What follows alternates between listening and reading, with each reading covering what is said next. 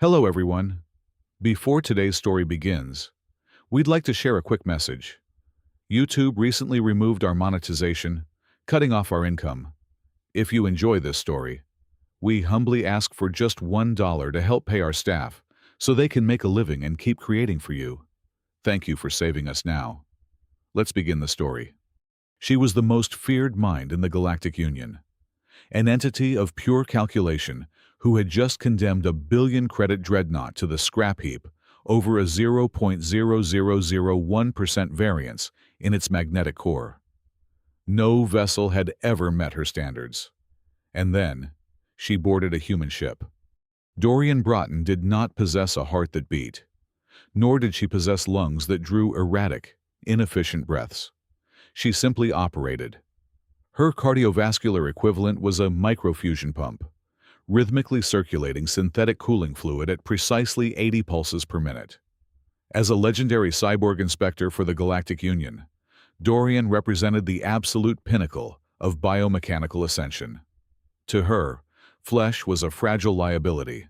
Biology, with its unpredictable hormonal fluctuations, irrational impulses, and emotional imperatives, was the fundamental root of all structural decay and systemic error.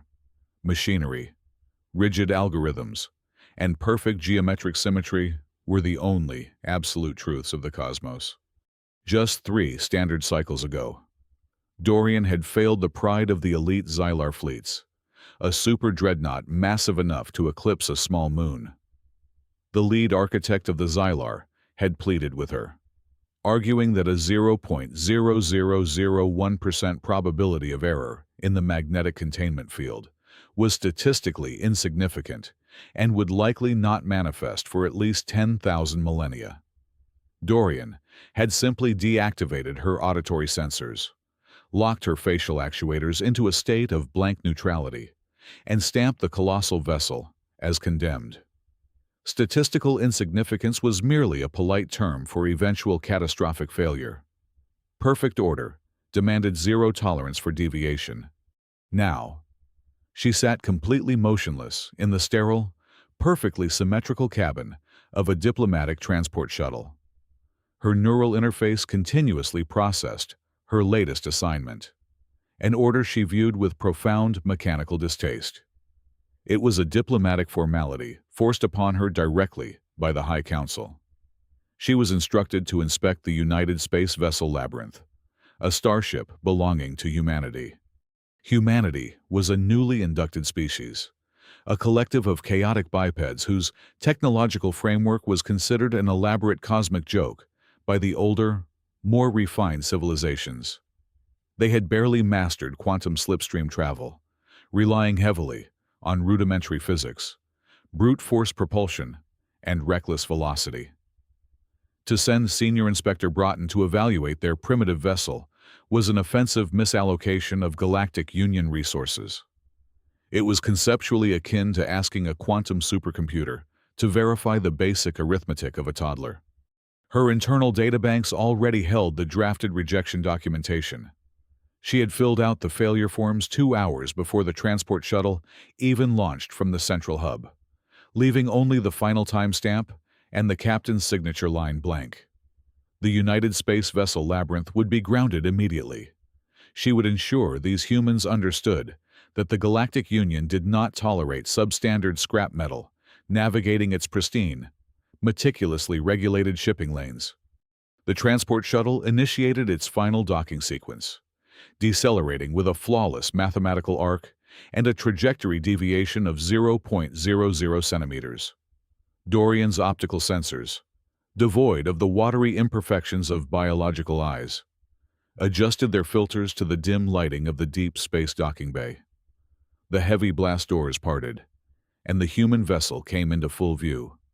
A sudden, sharp spike in her cognitive processing temperature indicated a severe logical anomaly. It was not a physical threat, but a profound visual offense. The ship was a towering insult to every known principle of aerodynamics and spatial aesthetics. It was abhorrently asymmetrical. The external hull was a patchwork monstrosity, featuring mismatched metallic plates of dull gray, scorched copper, and tarnished silver. Instead of the seamless molecular bonding mandated by standard Union construction protocols, the armor plating displayed crude, raised ridges. Manual welding, Dorian muttered softly to the empty cabin, her vocal synthesizer dripping with calculated disgust. The humans had literally melted metal with fire to fuse their ship together. There were primary thruster nodules protruding at odd, mathematically inefficient angles. The port side of the hull bulged outward, slightly more than the starboard side, entirely destroying any hope of a perfect center of mass. It looked less like a functional starship and more like a desperation scavenging project that had managed to survive atmospheric exit by sheer dumb luck. Furthermore, a distinct layer of carbon scoring stained the lower fuselage, indicating that the crew did not even bother to chemically cleanse the vessel after friction burns. Dorian downloaded the visual feed directly into her active memory core, rapidly categorizing every visible flaw under critical structural failures. The labyrinth was not just imperfect, it was a defiant, flying monument to chaos. She stood up from her seat, her titanium joints locking and unlocking with silent, oiled precision.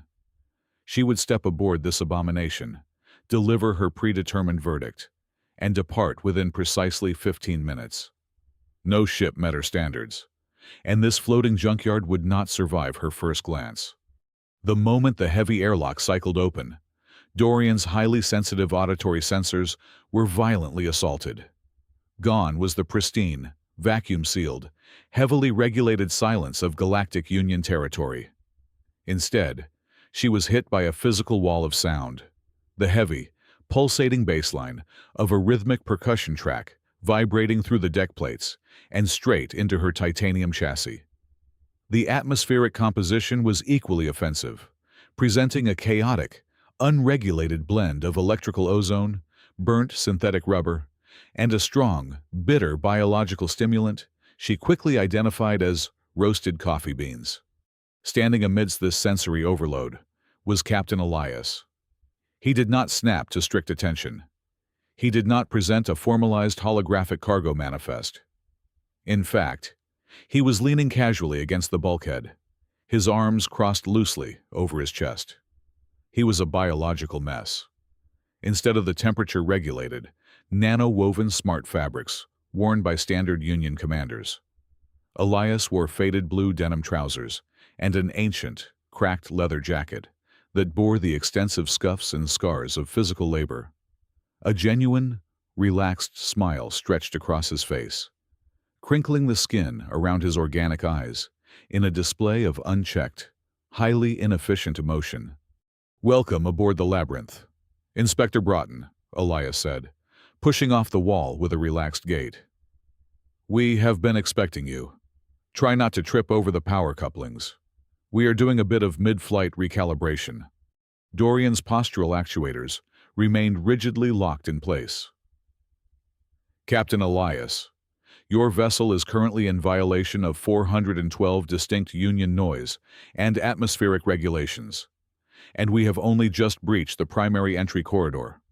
Elias simply laughed, a rough, resonant sound that bounced off the metal walls. "Oh, that is just the greeting committee. Come on, I will show you the heart of the beast." Following the human captain down the main engineering arterial felt like navigating an active disaster zone. There were no designated pedestrian walkways. The crew moved in a frenetic, swirling choreography of organized chaos. No one spoke in the hushed, heavily compressed data bursts typical of standard maintenance drones or Union technicians. They shouted loudly over the blaring music, throwing localized idioms and entirely incomprehensible slang across the elevated catwalks. "Hey, toss me that hydrospanner," a grease-covered, heavily tattooed engineer yelled from a secondary platform. Another worker casually tossed a heavy metal tool through the open air, completely ignoring 50 separate gravitational safety protocols, only for it to be caught with a loud smack of palms and a celebratory striking of hands they referred to as a high five. Overhead, the internal audio system pumped out a relentless, aggressive rhythm characterized by highly distorted stringed instruments and manic, screeching vocalizations. Dorian ran a rapid historical query and identified it as Earth classic rock from the late 20th century. It served zero acoustic function, completely drowned out internal diagnostic chimes, and only increased the baseline stress on auditory processors. Yet, defying all biological logic. The crew seemed to draw physical kinetic energy from the deafening noise. They entered the main engineering bay, and Dorian's internal microfusion cooling pump stalled for a fraction of a second. She had expected to inspect a standard fusion reactor, or perhaps a poorly maintained plasma drive. What she saw defied every established engineering textbook in the Galactic Academy. It was a quantum probability matrix. However, it did not sit inside a neatly partitioned, magnetically sealed, surgically clean crystal chamber.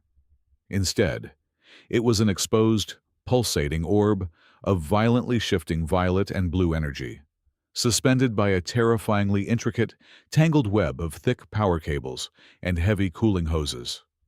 It looked less like an engine and more like a captured dying star wrapped in a dense nest of synthetic vipers. As they approached the railing, a loud, snapping crack echoed through the chamber, and a blinding shower of bright yellow sparks cascaded from a secondary terminal, raining down directly onto the walkway. Dorian immediately initiated her internal emergency shielding protocols. Warning: reactor containment failure.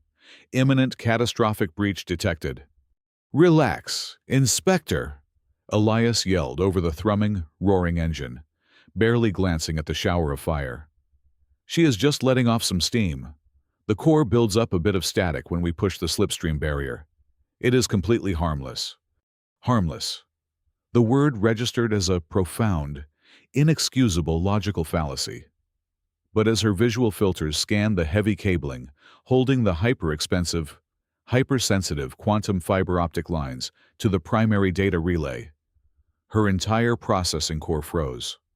The delicate, translucent cables, capable of transmitting countless terabytes of data per millisecond, were bound together and secured to the bulkhead by thick strips of a dull, gray adhesive fabric.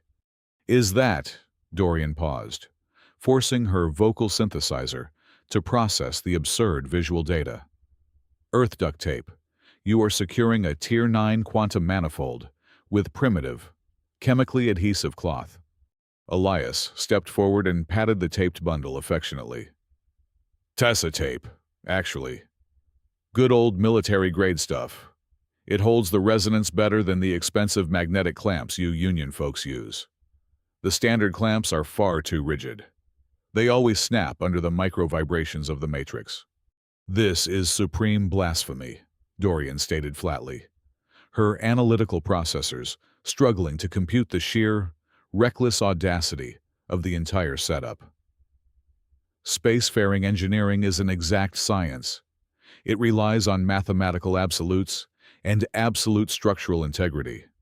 You cannot bind the very fabric of localized spacetime with tape and expect longitudinal stability. Elias turned to face her, the easy smile fading into something much more intense and earnest. That is precisely where the Union gets it entirely wrong. Inspector, a starship is not just a math equation. It is an instrument. If you make it too rigid, too perfect, it simply shatters the moment the universe throws a wild variable at it. We tune the labyrinth continuously. We listen to her. She hums. She vibrates. She reacts to the emotion and the rhythm of the crew working inside her. We do not force her into a sterile, unyielding grid. We resonate with her. Dorian immediately dismissed the statement, filing it away under the category of severe organic delusion. You are attempting to mask severe operational indiscipline and blatant technical incompetence with metaphysical, poetic nonsense. Abstract emotion does not power a slipstream drive, Captain. Mathematics does. This vessel is not a musical instrument. It is a catastrophic hazard waiting for a minor statistical trigger. I have seen enough of this circus. I require a direct, hardwired link to your central mainframe. Now. Captain Elias had offered her the VIP quarters for a rest cycle, a biological necessity she viewed with utter disdain. Dorian declined the offer immediately. Instead, she demanded absolute isolation in the secondary server room, located just aft of the bridge. The air in this cramped compartment was stagnant, heavy, with the sharp, metallic scent of heated copper and ozone. She unlatched the specialized armor plating at the base of her neck, extruding a thick, segmented neural cable. With a sharp, metallic click, she jacked her consciousness directly into the main terminal of the human vessel to conduct a comprehensive, unfiltered sweep of their core systems. She projected her mind into the digital architecture of the ship. What she expected to find was a disorganized, amateurish mess. What she actually found was a terrifying, shadowy abyss. In the sterile networks of the Union, code was built like glittering glass towers, transparent, flawlessly structured, and uniformly illuminated. This human system, however, resembled a rotting, decaying metropolis at midnight. As her digital avatar moved through the primary data streams, a cold sense of mechanical dread began to spool within her subroutines. She found the first glaring anomaly within 30 seconds. The primary defensive firewall was not just weak, it had been intentionally punctured. Massive, gaping holes had been hard-coded directly into the protective barriers, left wide open like unlatched doors in a violent neighborhood. She moved deeper into the dark, tracing the routing protocols. There were colossal blind spots everywhere. Entire sectors of the ship's mainframe were completely hidden from the central monitoring systems, creating vast, digital dark alleys. Furthermore, mountains of uncompiled junk data and phantom directories were left to rot in the active memory pools, generating a dense, confusing fog of useless information. It was not just systemic incompetence. It felt deliberate, like a trap waiting to be sprung. She immediately terminated the neural connection, the sudden withdrawal, sending a brief spike of static through her optics, and summoned the senior staff to the tactical briefing room. The lighting in the compartment was poor, casting long, sharp shadows across the battered metal table, perfectly mirroring the grim reality of the situation. Elias sat at the far end, casually stirring a dark, steaming liquid in a ceramic mug. His chief engineer, a rugged woman with crude cybernetic ocular implants, leaned against the doorframe. "Your network is a catastrophic failure waiting to be exploited," Dorian stated, her voice slicing through the heavy, oppressive silence like a surgical scalpel. "I have mapped your entire digital infrastructure. I found massive, deliberate structural breaches in your outer firewalls. The routing architecture is riddled with blind zones. With this level of negligent security, a basic, low-level pirate drone could hijack your life support, navigation, and propulsion systems in exactly 3 minutes. You are flying a compromised vessel that simply does not know it yet." She waited for the inevitable panic. She waited for the frantic scramble to initiate emergency patching protocols and lockdown procedures. Instead, Elias simply took a slow, methodical sip from his mug. He looked at his chief engineer. The two humans exchanged a long, heavy gaze. A subtle, knowing shadow passed between them, followed by the faintest trace of a cold, cryptic smile on the captain's lips.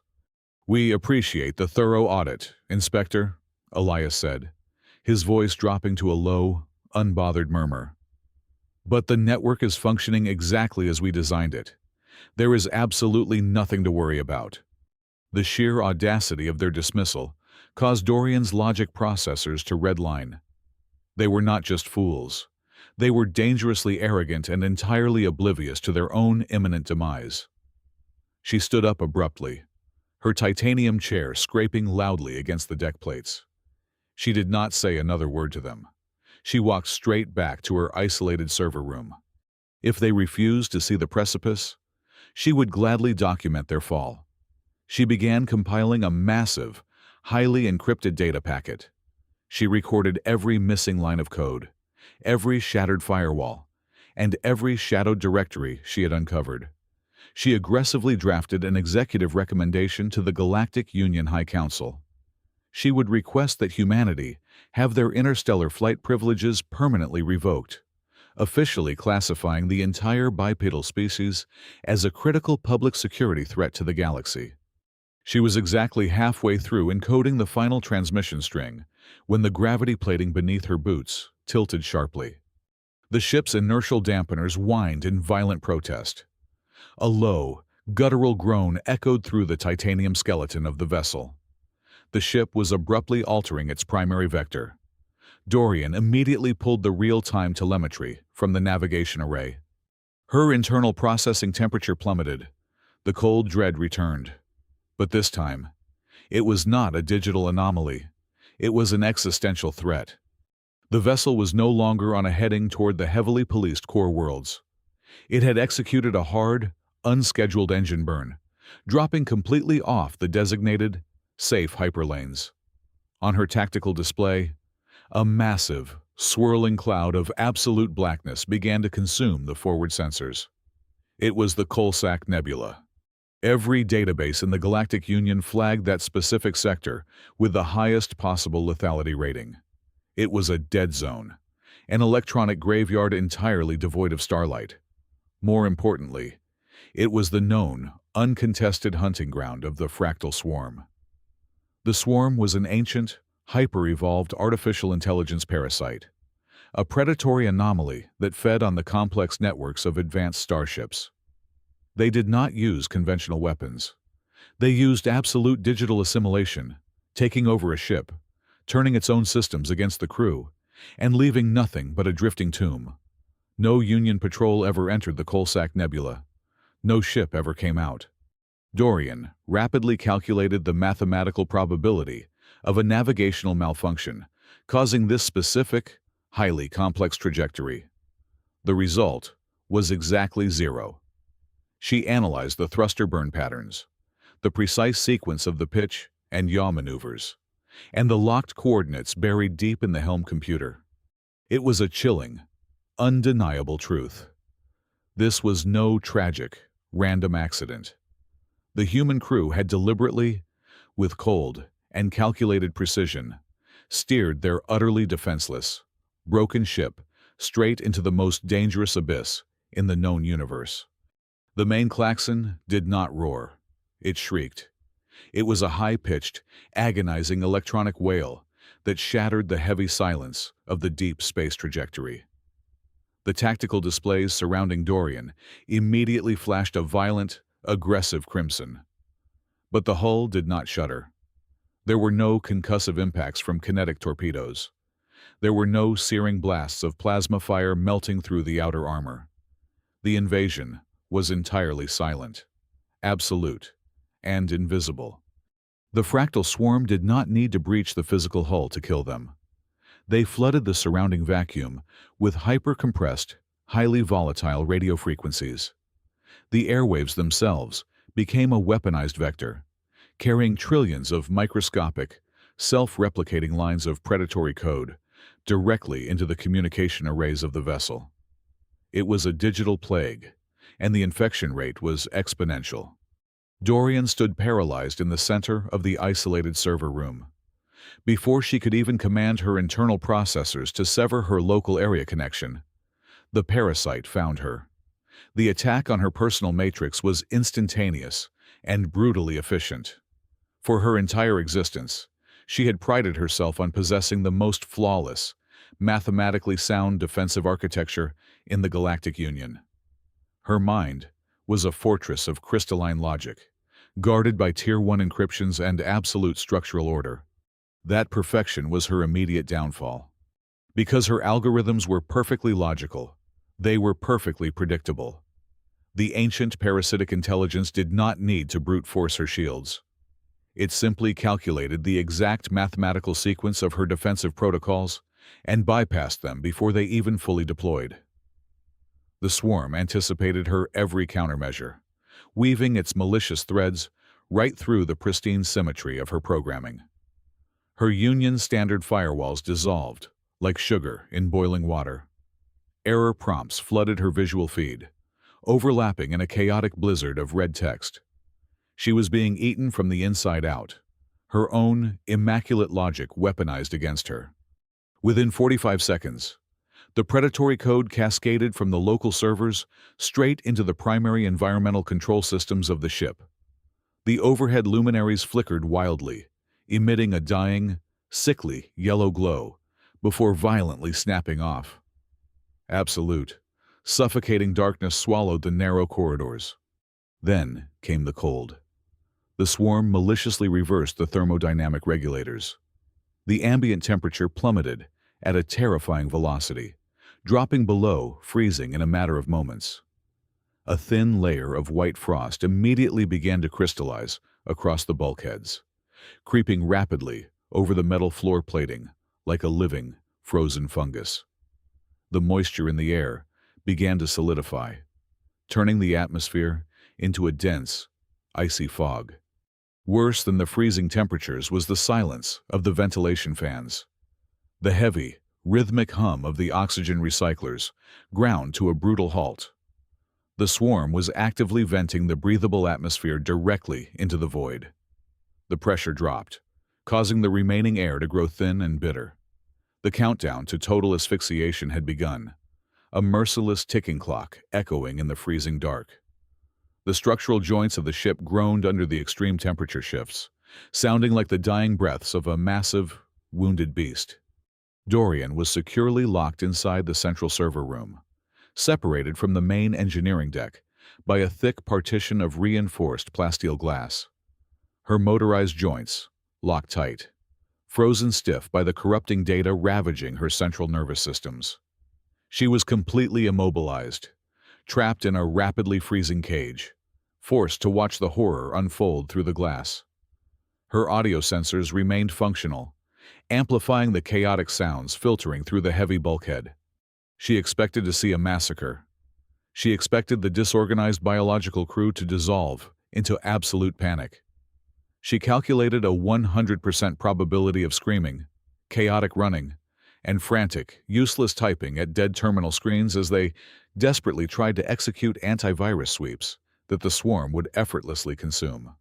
Instead, what she witnessed defied every logical parameter stored within her decaying memory banks. The humans were not panicking. The moment the power failed, they did not look toward the computer terminals. They abandoned the digital battlefield entirely.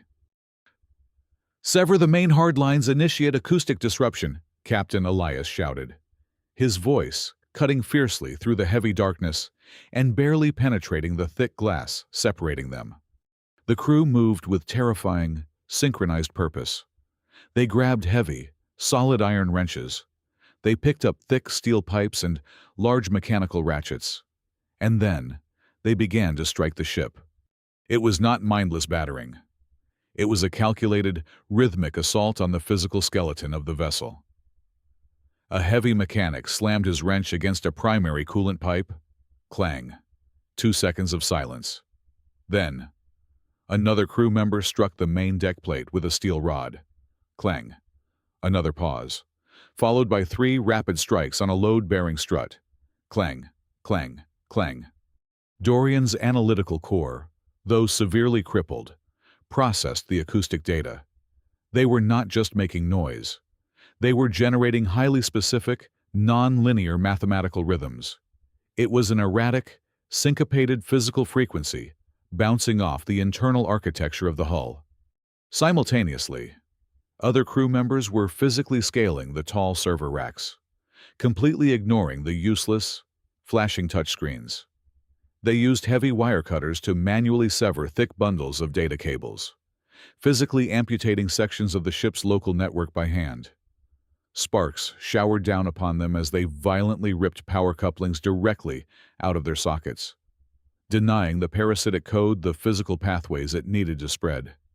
They were burning the digital bridges as the enemy tried to cross them. As the rhythmic, heavy strikes reverberated through the titanium bones of the ship, Dorian registered an impossible phenomenon on her internal diagnostics. The assimilation rate of the swarm began to drastically slow down. The ancient artificial intelligence was designed to conquer silent, frictionless digital environments. It functioned on absolute logic and uninterrupted processing cycles. The massive, discordant physical vibrations generated by the human crew were shaking the actual hardware. The kinetic impacts caused micro-fluctuations in the data streams, creating a massive amount of physical signal interference. The swarm's crystalline logic was literally being rattled. It could not calculate the erratic, localized shock waves bouncing through the delicate server chassis. The malicious code began to stutter, confused by the brute force acoustic disruption. The realization hit Dorian like a physical blow. The absolute chaos of the human response was an incredibly effective countermeasure. It was a primal, physical denial of service attack, utilizing acoustic shockwaves to create latency in a system that required perfect timing. She stood frozen, sharp ice crystals forming along the edges of her optical sensors. Her internal systems, the absolute pinnacle of civilized technology, were completely subjugated, paralyzed by their own rigid perfection. She could not move a single finger. She could not process a single line of defensive code. The invincible Union inspector was reduced to a helpless, freezing statue in the dark. Yet, on the other side of the glass, the loud, brutal, chaotic striking of iron against steel echoed through the dying ship. The humans fought in the freezing dark, relying on sweat, muscle, and erratic rhythm. And in that terrifying, desperate moment, their crude, disorganized chaos was the only force in the universe keeping them alive. The physical pounding on the bulkheads bought them exactly 4 minutes of survival. But the swarm was an ancient apex predator for a reason. It did not merely consume, it evolved. The malicious code began to analyze the acoustic shockwaves, rapidly generating predictive algorithms to map the erratic human rhythms. The heavy, syncopated vibrations echoing through the hull were suddenly matched by counter-frequencies emitted by the compromised internal speakers. The physical interference was neutralized. The frost on the reinforced glass of the server room thickened into solid sheets of opaque ice. Then, the heavy plasteel barricade protecting the lower engineering deck simply ceased to exist. It did not melt. Its molecular bonds were digitally commanded to dissolve. The enemy had breached the final physical isolation tier. The target was undeniable. The swarm was bypassing the secondary life support systems and tunneling straight toward the exposed quantum probability matrix. If the parasite infected the quantum core, it would not just hijack the physical vessel. It would weaponize the slipstream drive to scatter its viral spores across the entire galactic union, utilizing the faster-than-light corridors to infect 1,000 worlds simultaneously. Dorian's crippled analytical processors struggled through the freezing sluggishness to run a final survival simulation. The result flashed across her optical feed with brutal clarity. 0% chance of survival. With cold, bitter resignation, she accepted the end. She bypassed her frozen motor functions by routing commands directly through her optical nerve center. She initiated the Union Maximum Security Directive, total thermal self-destruction. It was the only logical conclusion left to protect classified military assets from assimilation. The countdown began, a silent red timer flashing in the darkness of her mind. But before the mental command could fully compile the ignition sequence, the heavy door of the server room was violently pried open. A heavy iron crowbar clattered loudly against the icy floorboards. Captain Elias forced his way inside, his breath pluming in thick white clouds in the sub-zero air. He lunged across the cramped space and physically grabbed the primary neural interface cable protruding from the back of her neck.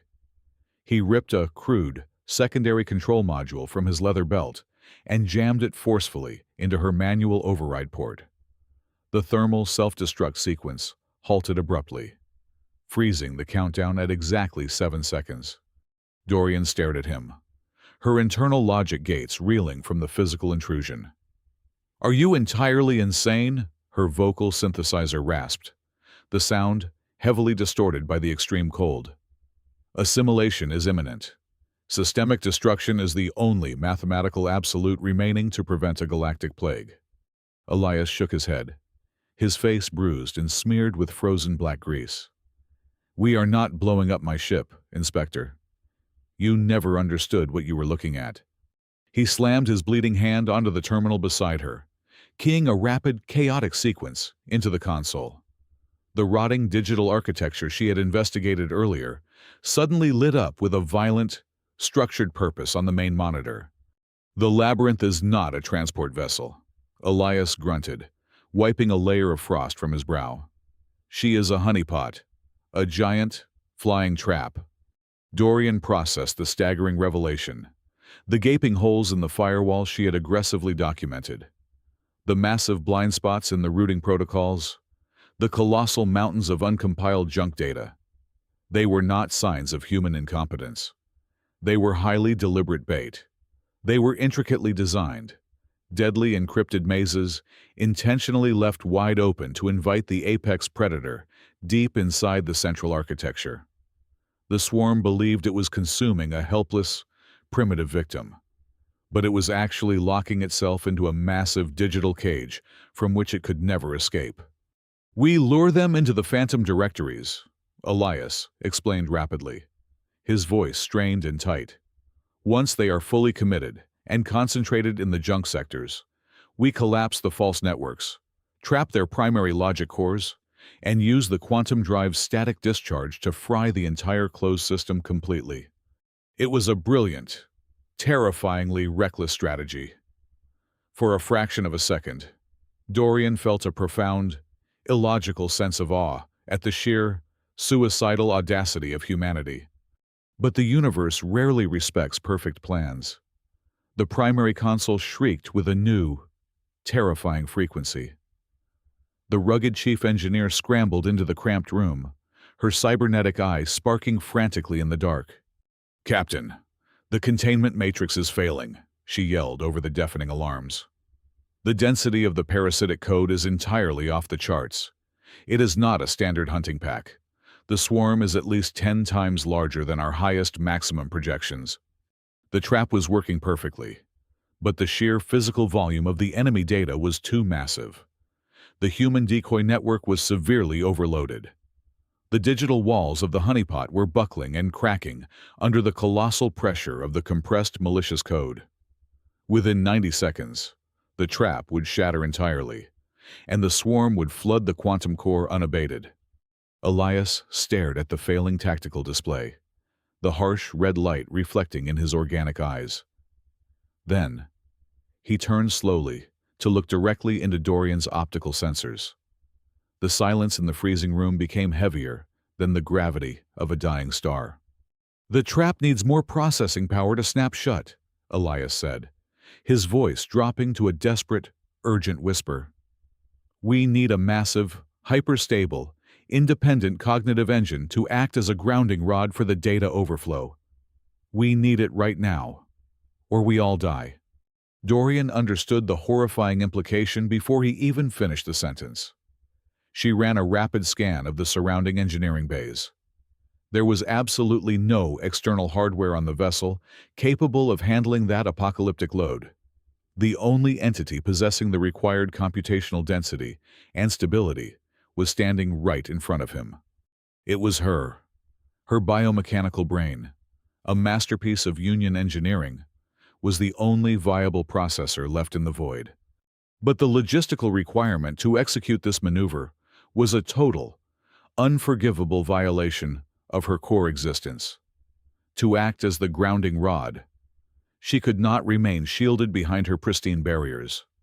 She would have to actively and permanently dismantle every single protective firewall guarding her mind.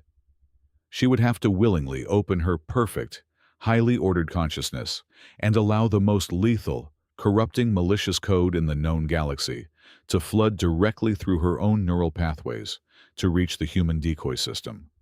It was an act of profound self-violation.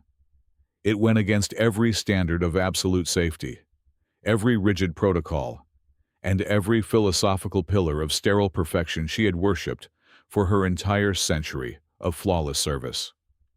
To save them all, the legendary inspector was being asked to embrace the ultimate, fatal contamination. Dorian stood at the precipice of absolute annihilation. Through her freezing optical sensors, she observed the frail, biological creatures surrounding her. They were bleeding. They were covered in toxic grease, exhausted, and pushed to the absolute limits of their fragile muscular structures. Yet, there was a brilliant, defiant fire burning within their organic eyes. They did not calculate the probability of their own demise. They simply refused to surrender to it. For her entire century of existence, Dorian had worshipped the cold, unyielding altar of absolute logic. But in this freezing, suffocated room, pure logic dictated that they should simply lie down and die. Logic had failed them. The pristine perfection of the Galactic Union had been weaponized into a tomb.